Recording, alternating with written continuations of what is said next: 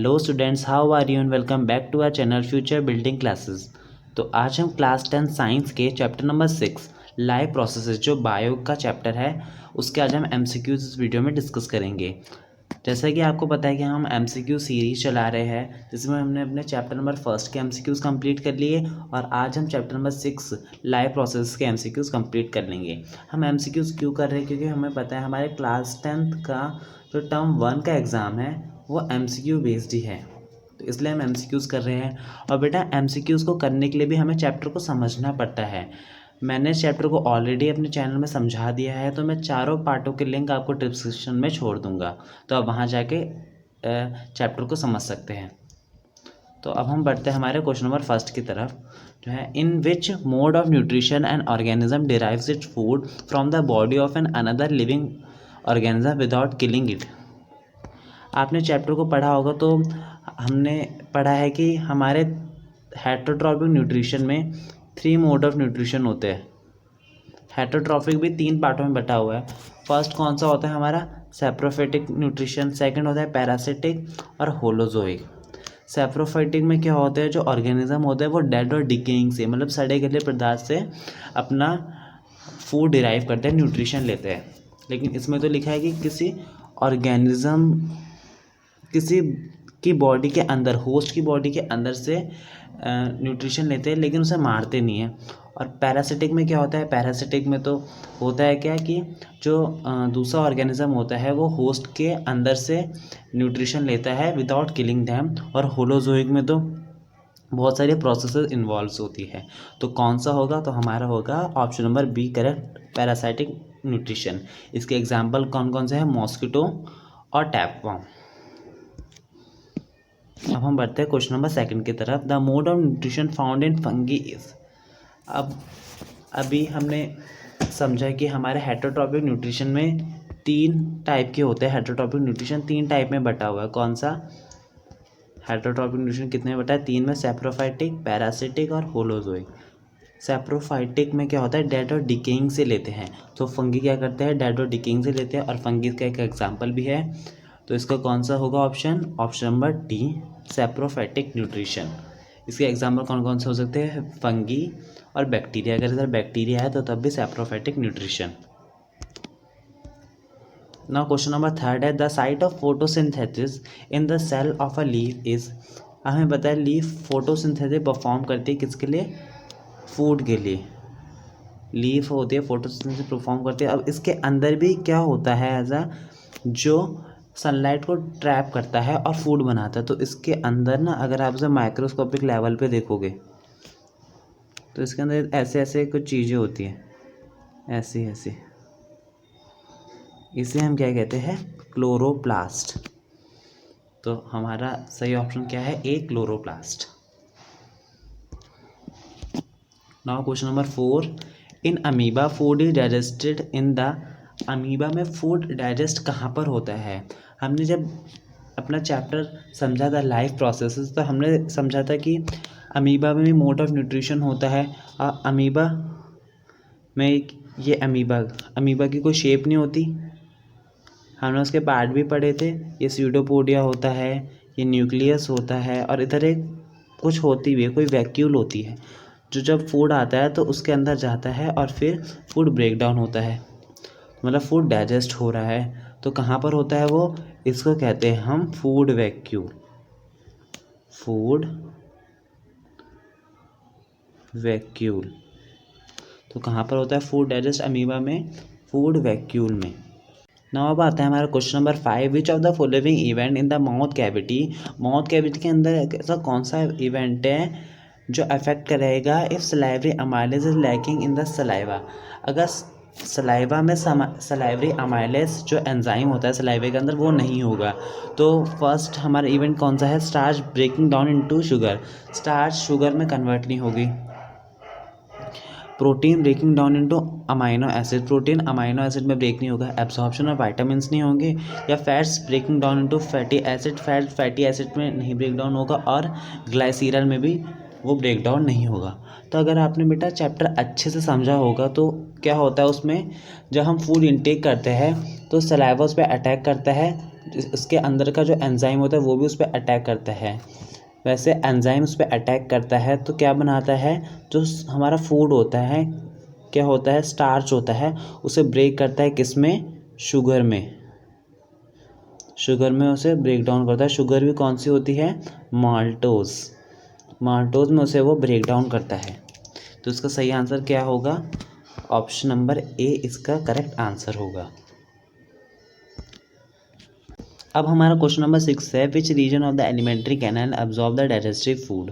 कौन सा रीज़न है एलिमेंट्री कैनाल का जो एब्जॉर्ब करता है डाइजेस्टिव फूड। तो ए स्टमक तो नहीं करता क्योंकि अभी तो फूड डाइजेस्ट ही नहीं हुआ।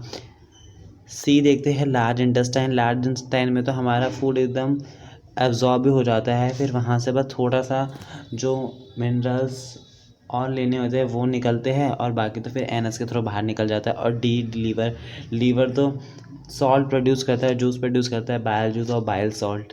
तो हमारा कौन सा होगा answer, option number B, small intestine में हमारा जो फूड होता है वो और एब्जॉर्ब किया जाता है किसके through, finger like projection, villi के थ्रू हमारा जो फूड है वो और एब्जॉर्ब किया जाता है। नाउ क्वेश्चन नंबर 7 है, the construction and expansion movement of the wall of the food pipe is called. हमारे फूड पाइप की कॉन्ट्रैक्शन और रिलैक्सेशन होती है जब फूड नीचे की तरफ जाता है, बॉल लाइक शेप में जाता है। मैंने आपको बताया था जब हमने चैप्टर समझा था कि बॉल लाइक मूवमेंट होती है फूड की। ऐसी मूवमेंट को हम क्या कहते हैं, जिसमें कॉन्ट्रैक्शन हो और एक्सपेंशन हो, मतलब जो उसकी वॉल है वो सिकुड़े और फिर एक्सपेंशन और वो खुले। तो कौन सी होती है वो मूवमेंट, वो होती है सी, पेरिस्टाल्टिक मूवमेंट। नाउ अब आता है हमारा question number 8, what are the products obtained by anaerobic respiration in yeast. Anaerobic respiration yeast में प्रोडक्ट क्या बनते हैं। तो हमने पढ़ा था कि जब ग्लूकोज ब्रेक डाउन होता है 3 में, एक जब एब्सेंस ऑफ ऑक्सीजन हो, मतलब ऑक्सीजन हो ही ना, ईस्ट में क्या बनता है हमारा, इथेनॉल प्लस कार्बन डाइऑक्साइड और प्लस एनर्जी। और जब लैक ऑफ ऑक्सीजन हो, मतलब ऑक्सीजन की कमी हो, ये नहीं कि ऑक्सीजन है ही नहीं, ऑक्सीजन की कमी है, वो मसल सेल्स में होता है, उसमें क्या बनता है, लैक्टिक एसिड प्लस एनर्जी। और जब प्रेजेंस ऑफ ऑक्सीजन हो जाए, मतलब एरोबिक रेस्पिरेशन हो, तो carbon dioxide plus water plus energy. ये चार्ट आपको एकदम याद होना चाहिए। ये आपके बुक के एनसीईआरटी के बुक के 102 पे है, पेज नंबर पे है, तो ये आपको याद करना है, बहुत इंपॉर्टेंट है। तो इसने तो पूछा एनाएरोबिक रेस्पिरेशन, तो एनाएरोबिक रेस्पिरेशन का कौन सा है, ये वाला, ethanol plus carbon dioxide plus energy. तो हमारा करेक्ट आंसर कौन सा हुआ, हमारा करेक्ट आंसर हुआ आंसर नंबर सी। अब क्वेश्चन नंबर 9 है, when a few drops of iodine solution are added to rice water, the solution turn blue black in color. This indicate that rice water contain। अब क्या करा, कुछ drop iodine solution की कुछ drop किस में डाली हमने, कुछ ड्रॉप डाली आयोडीन सोल्यूशन की हमने राइस वाटर में हमने आयोडीन सोल्यूशन की कुछ ड्रॉप डाली, तो हमने क्या देखा, वो ब्लू ब्लैक कलर में चेंज हो गया, अब ये क्या दिखा रहा है कि राइस का वाटर क्या कंटेन करता है। हमें पता है जो मेरा राइस में क्या होता है, स्टार्च होता है, और स्टार्च के अंदर जो अमाइलोज होता है उसकी वजह से क्या होता है, ये कलर चेंज करता है। तो मतलब राइस में क्या है, स्टार्च, तो वो इंडिकेट करता है कि जो राइस वाटर है वो स्टार्च कंटेनिंग वाटर है। वैसे इस स्टार्च के अंदर भी अमाइलोज होता है जिसकी वजह से कलर चेंज करता है। तो ये भी आपको याद होना चाहिए, क्या होता है, अमाइलोज। नाउ क्वेश्चन नंबर 10 है, name the pores in a leaf through which respiration exchange of gases takes place. ये तो बहुत ही ईजी है, हमें बताना है कि लीफ के किस पार्ट से एक्सचेंज ऑफ गैसेस होता है। तो उसमें बोल दिया है पोर्स। वो पोर्स क्या होता है, tiny pores present on the surface of leaves, क्या होते हैं वो, स्टोमेटा होते हैं। तो स्टोमेटा के हेल्प से ही एक्सचेंज ऑफ गैसेस होता है। नाउ आता है हमारा question number 11, name a circulatory fluid in the human body other than blood. हमें सर्कुलेटरी फ्लूइड बताना है ह्यूमन बॉडी में ब्लड को छोड़कर। तो ए प्लेटलेट्स, ये भी ब्लड का कंपोनेंट है। आरबीसीज भी ब्लड का कंपोनेंट है और प्लाज्मा भी ब्लड का कंपोनेंट, ये तीनों तो ब्लड के कंपोनेंट हैं। और सी बचा लिम्फ, तो लिम्फ है हमारा करेक्ट आंसर। लिम्फ क्या होता है, ये कलरलेस होता है और कंटेन करता है लेस प्रोटीन। जो लिम्फ होता है वो ऑब्जॉर्व करता है एंड ट्रांसपोर्ट करता है फैट फ्रॉम इंटेस्टाइन। तो ये एक सर्कुलेटरी फ्लूइड है ह्यूमन बॉडी का। नाउ अब आता है हमारा question number 12। The procedure use for cleaning the blood of a person by separating urea from it is called. वो प्रोसीजर हमें बताना है जिसमें ह्यूमन की बॉडी का ब्लड क्लीन किया जाता है, उसे यूरिया से सेपरेट किया जाता है। ऐसे प्रोसेस को हम क्या कहते हैं। तो आपके एनसीईआरटी बुक के पेज नंबर 111 में जो ऑरेंज बॉक्स है ना, वो इस प्रोसेस को बता रहा है। ये प्रोसेस क्यों होती है, क्योंकि जो ह्यूमन की बॉडी की किडनी होती है ना, वो सही से फंक्शन नहीं कर रही होती है, तो इसलिए ये प्रोसेस करवाई जाती है ताकि ह्यूमन की बॉडी का जो ब्लड है उसमें से यूरिया को सेपरेट कर लिया जाए। तो ऐसी प्रोसेस को हम क्या कहते हैं, तो ऐसी प्रोसेस को हम कहते हैं dialysis. Now question number 13, which is the correct sequence of body part in the human alimentary canal? Human alimentary canal का हमें करेक्ट सीक्वेंस बताना है।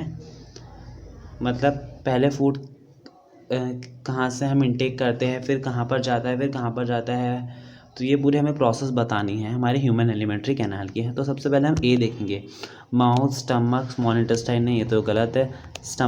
माउथ के बाद तो एक ट्यूब आती है, फिर उसके बाद स्टमक, फिर स्मॉल इंटेस्टाइन होते हैं। यहाँ पर तो ईसोफेगस लास्ट में। बी देखेंगे हम, mouth, oesophagus, stomach, small intestine, large intestine. हाँ, ये सही लग रही है। सी देखेंगे हम, माउथ, स्टमक, ईसोफेगस। नहीं, तो स्टमक फिर उसके बाद ईसोफेगस आ रहा है, ये भी गलत है। डी देखेंगे हम, mouth, oesophagus, stomach, large intestine, small intestine. नहीं, सबसे पहले तो स्मॉल इंटेस्टाइन आती है, फिर लार्ज इंटेस्टाइन आती है। तो कौन सा होगा हमारा करेक्ट आंसर, तो हमारा होगा correct answer option number B. Now question number 14 है, the inner lining of the stomach is protected by one of the following from hydrochloric acid, choose the correct one। आपको पता है जो हमारा स्टमक होता है उसके अंदर एक इनर लिनिंग होती है। अब हमें पता है हाइड्रोक्लोरिक एसिड बहुत ही स्ट्रॉन्ग एसिड है, तो आप लोग सोचते होंगे जब वो इतना स्ट्रॉन्ग एसिड है तो हमारा पेट है वो जलता क्यों नहीं है, उसको कोई इंजरी क्यों नहीं होती। क्यों नहीं होती, क्योंकि उसके अंदर एक इनर लिनिंग होती है जिसे हम क्या कहते हैं, म्यूकस। मैंने आपको चैप्टर जब मैंने पढ़ाया था, जब मैंने आपको बताया था कि म्यूकस एक इनर लिनिंग होती है जिसकी वजह से हाइड्रोक्लोरिक एसिड का कोई भी हार्म स्टमक पे नहीं होता। तो म्यूकस की वजह से ही हमारे जो स्टमक होता है वो प्रोटेक्टेड रहता है। नाउ क्वेश्चन नंबर 15 है, the filtration unit of a kidney are called. ये तो बहुत ही सिंपल है, हमारी किडनी की फिल्ट्रेशन यूनिट तो क्या कहते हैं हम कहते हैं उसे नेफ्रॉन। देखो इधर न्यूरॉन भी लिखा हुआ है, तो गलती से कोई बच्चा न्यूरॉन पे ना टिक कर दे, नेफ्रॉन होगा सही आंसर। हमें पता है हमारे किडनी के अंदर ऐसे हमारी किडनी होती है अंदर से और ऐसे ऐसे, इस फिल्ट्रेशन यूनिट को हम क्या कहते हैं, नेफ्रॉन। तो स्टूडेंट इसी के साथ हमारे MCQ chapter number 6 life process के कंप्लीट होते हैं। होप आपको सारे एमसीक्यू समझ में आ गए होंगे। स्टिल आपको अगर कोई डाउट हो तो आप कमेंट कर सकते हैं। और स्टूडेंट आप इन सारे एमसीक्यूज़ को अपने कॉपी में नोट डाउन कर लीजिएगा, क्योंकि एमसीक्यूज़ बहुत ही इंपॉर्टेंट है आपके टर्म 1 एग्ज़ाम्स के लिए और आपके कोई कॉम्पिटिटिव एग्ज़ाम होते हैं उसके लिए भी। तो अगर आपको एमसीक्यूज़ पूरे समझ में आ गए हो तो प्लीज़ हमारे वीडियो को लाइक कीजिए, हमारे चैनल को सब्सक्राइब कीजिए, अपने फ्रेंड्स के साथ हमारी वीडियोस को शेयर करना ना भूलिएगा, क्योंकि जब आप सब्सक्राइब और लाइक करते हैं तो हमारा मोटिवेशन और बनता है वीडियोस को बनाने का। तो thank you and have a nice day.